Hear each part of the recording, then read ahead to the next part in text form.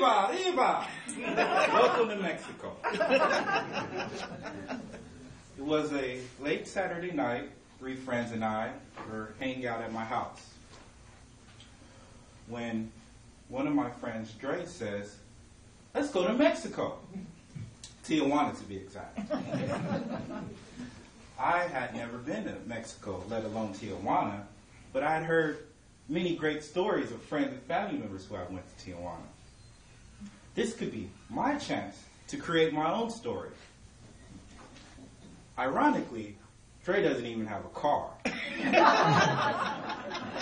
So who is he to make trips? He's not going to do the driving.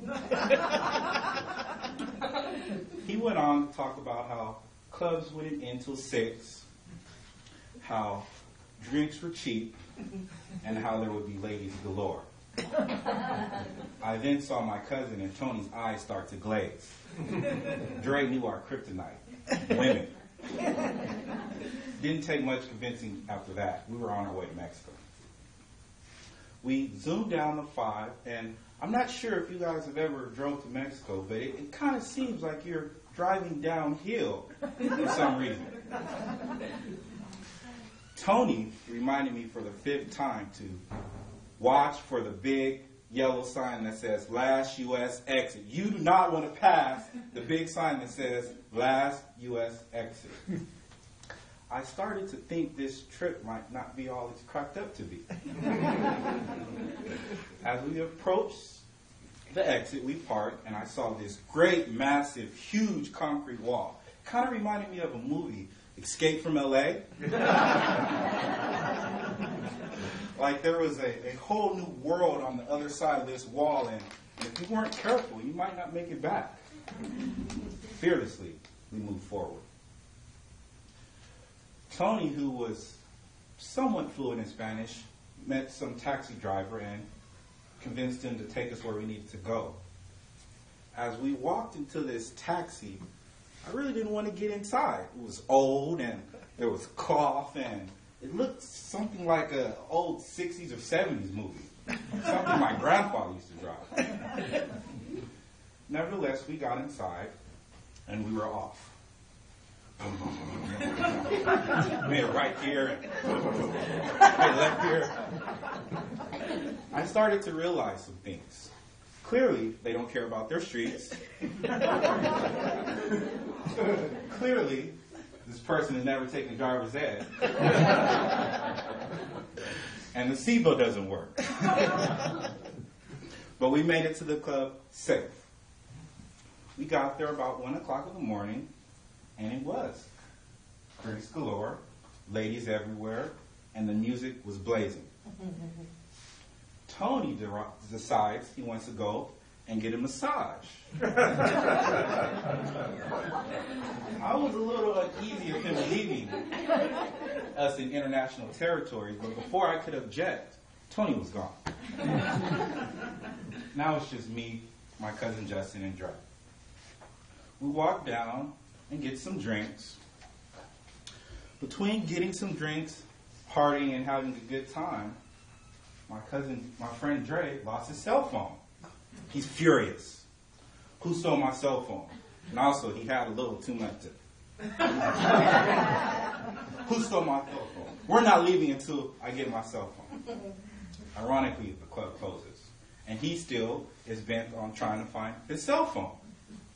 We walk outside of the club, and he's trying to get back inside the club to find his stupid cell phone.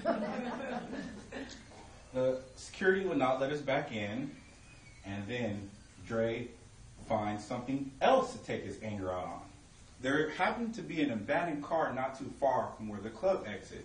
Dre rushes on the car, Viva Mexico, give me back my cell phone! The federales didn't like that. Quickly, Dre was handcuffed and thrown in the back of the truck. Seeing this happen, I rush over there and say, wait, my friend just had a little bit to drink, it's okay. I'm in the same predicament. I looked to my cousin Justin as for a sign of help or to call someone, 911, who knows, call somebody. What does he do? The exact same thing. He uses his negotiation tactics with the federales. Now all three of us are in the back of this truck.